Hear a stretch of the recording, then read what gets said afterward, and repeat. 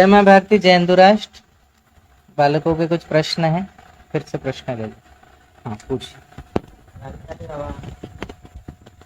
तो मेरा एक प्रश्न है, जो ये प्रश्न ये है कि गणेश चतुर्थी कितने प्रकार के होते हैं, और जो मंथली में बनता है वो कौन सा गणेश चतुर्थी है, और जो आप एक जो मनाते हैं वो अलग कौन सा गणेश चतुर्थी है, इसका समाधान बता। इनका प्रश्न है कि गणेश चतुर्थी कितने प्रकार की है और कब मनाई जाती है। ध्यान से समझ लेना सब लोग, और आप लोग भी ध्यान से समझना। हमारे यहाँ महीने में 2 पक्ष होते हैं, कृष्ण पक्ष और शुक्ल पक्ष। तो कृष्ण पक्ष की मतलब पूर्णिमा के बाद के जो दिन होते हैं वो कृष्ण पक्ष होते हैं, और कृष्ण पक्ष की जो चतुर्थी है उसको कहते हैं संकष्टी चतुर्थी।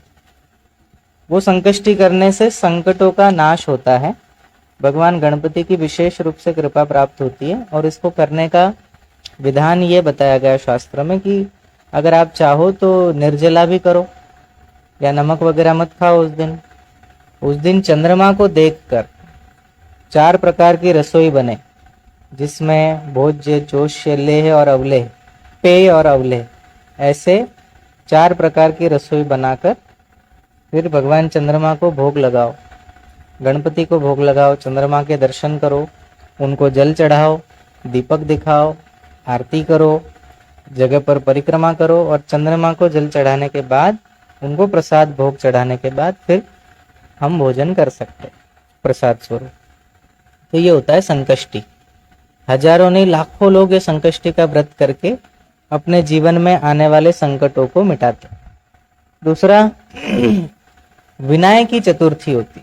विनायकी चतुर्थी वो अमावस्या के बाद का जो पक्ष है, शुक्ल पक्ष, उसकी चतुर्थी तिथि को मनाते हैं। और विनायकी चतुर्थी का स्नान, विनायकी चतुर्थी की एक शांति होती, विनायकी शांति जिसे कहते हैं, जिसको कोई नया काम करना हो, किसी नए बिजनेस में हाथ डालना हो, या खेती आदि करनी हो, बीज बोना हो, तो विनायकी चतुर्थी का व्रत करने के बाद भगवान गणपति से प्रार्थना करें कि निर्विघ्न रूप से हमारा बिजनेस सही चले, हमारी फसल में किसी प्रकार का बाहरी कीड़ा आक्रमण, दूसरी कोई आग न लगा दे, या किसी प्रकार से उसकी हानि न हो।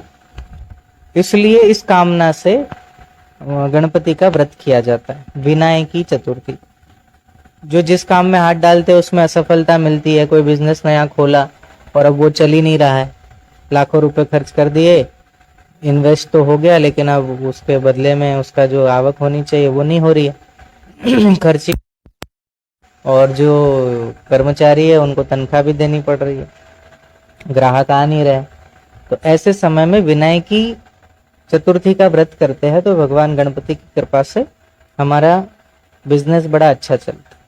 और विनायकी चतुर्थी के दिन अगर आप गणेश यज्ञ करते, गणपति अथर्व शीर्ष से आहुति डाली जाती, 1108 लड्डू से आहुति दी जाती है। अगर वो यज्ञ आप करते हो, सुबह सूर्योदय से आरंभ होता है और मध्याह्न 12 बजे से पहले पहले उसको पूर्ण करना होता है।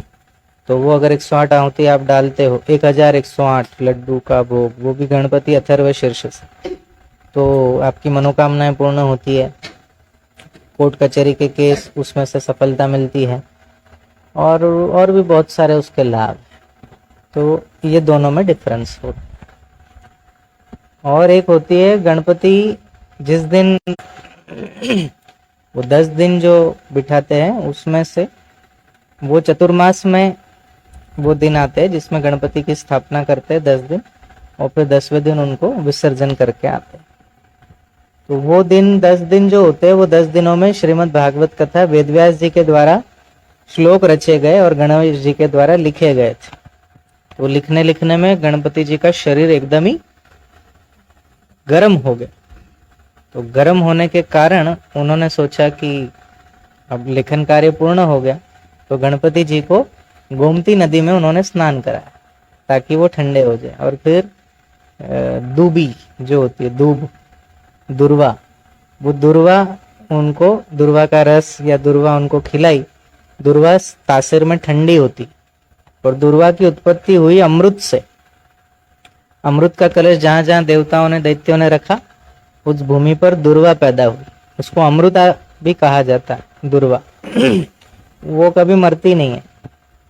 तो उस दुर्वा को गणपति को चढ़ाने से उनको बहुत प्रिय है, तो वो ठंडक देती है। तो गणेश जी को हमेशा दुर्वा चढ़ानी चाहिए। और कभी ज्यादा शरीर में गर्मी हो गई तो दुर्वा का एक कटोरी दुर्वा ली, उसका रस निकाला या चबा चबा के खा गए, पानी पी लिया, पेट के लिए बहुत ठंडी होती है। तो इस प्रकार से ये दोनों चतुर्थी और संकष्टी चतुर्थी और विनायकी चतुर्थी इस प्रकार से मनाई जाती है। ठीक है, और कोई प्रश्न?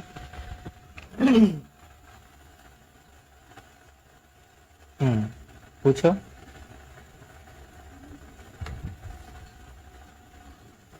पूछो पूछो। हाँ, निकालो, पूछेगा, दिखा, बोलो।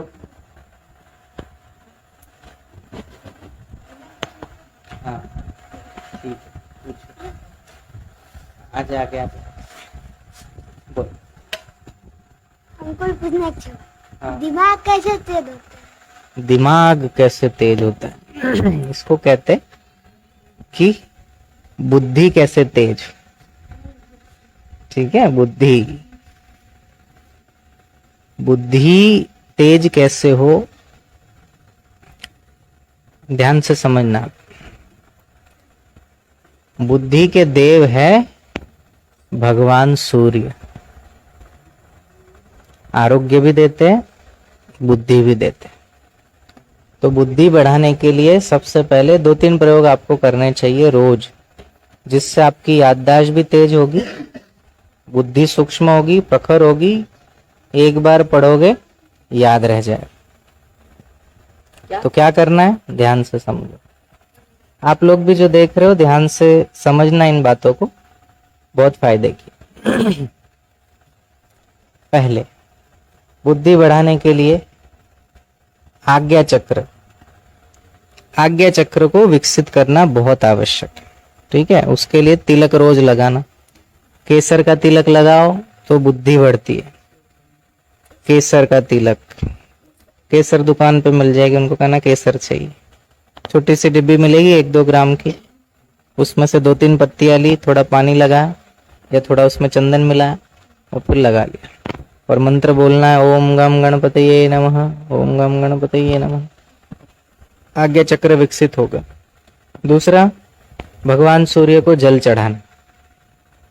1 लोटा जल, उसमें थोड़ा कुमकुम डाल दिया, लाल रंग का पानी हो गया, थोड़े गुलाब की पंखुड़ियां डाल दी और ओम सूर्याय नमः, ओम सूर्याय नमः, ओम खगाय नमः, ओम पुष्णे नमः, ओम सवित्रे नमः। ये ऐसे भगवान सूर्य के 13 नाम। 13 नाम याद न रहे तो केवल जो मैंने आप लोगों को मंत्र सिखाया था, सूर्य गायत्री, याद है? सुनाओ। ओम आदित्याय,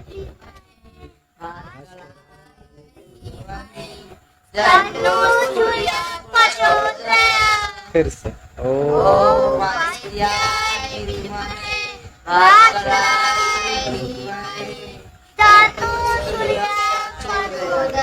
ये इस मंत्र से भगवान सूर्य को ऐसा हाथ ऊपर ले जाके और फिर पतली सी धारा उसकी गिरे, और हमें सूर्य भगवान को नहीं देखना, उस धारा में देखना।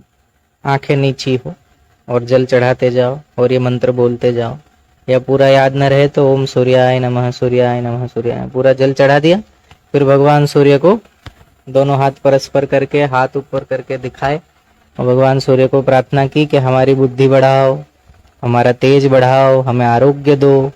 और जगह खड़े होकर 7 बार परिक्रमा करनी। कितनी बार?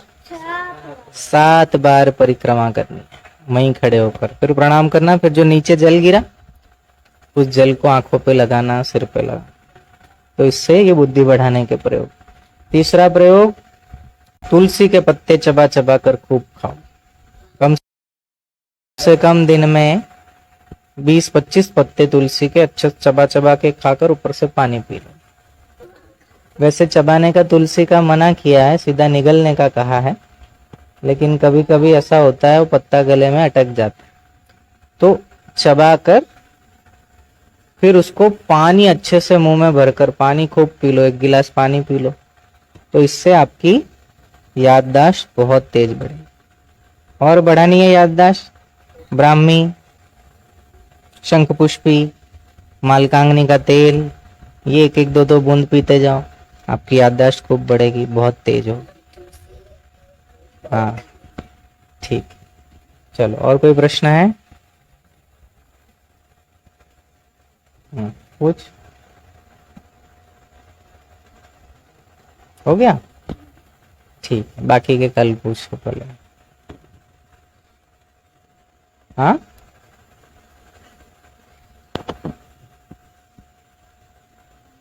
पूछना है? पढ़ाई याद नहीं रहता है।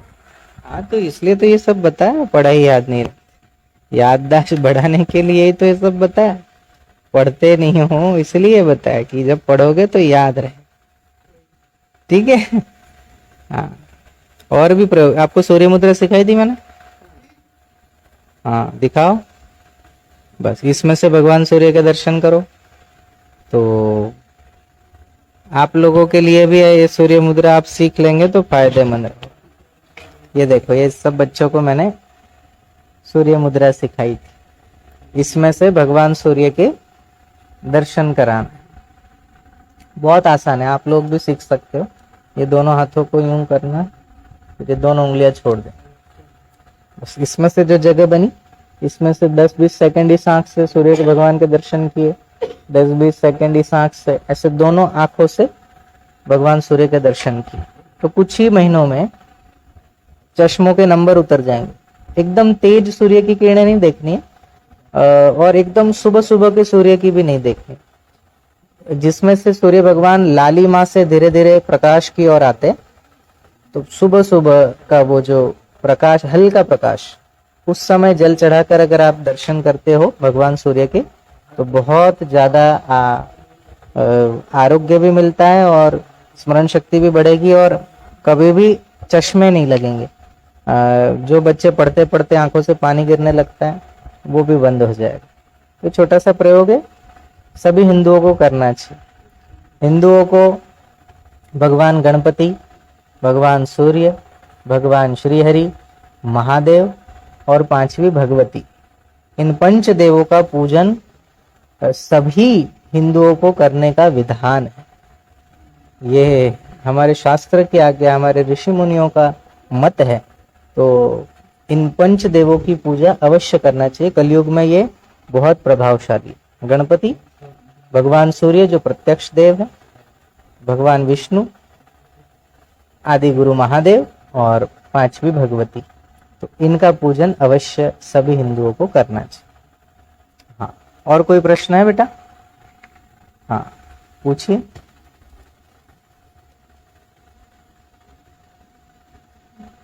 हाँ बाबू पूछो, बोल। प्रणाम बाबा, योगा करने से क्या क्या फायदे होते हैं?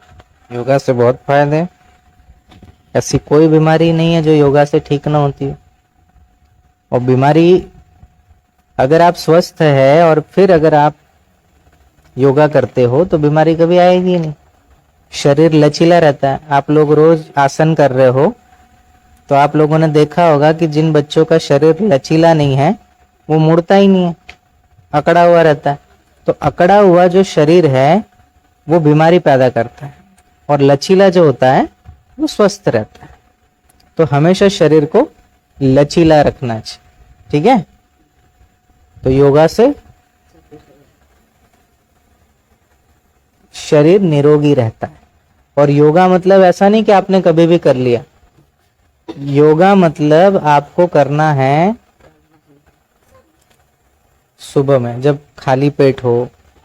और आसन मतलब जल्दीबाजी नहीं होता, व्यायाम नहीं है, यह है आसन, योगासन।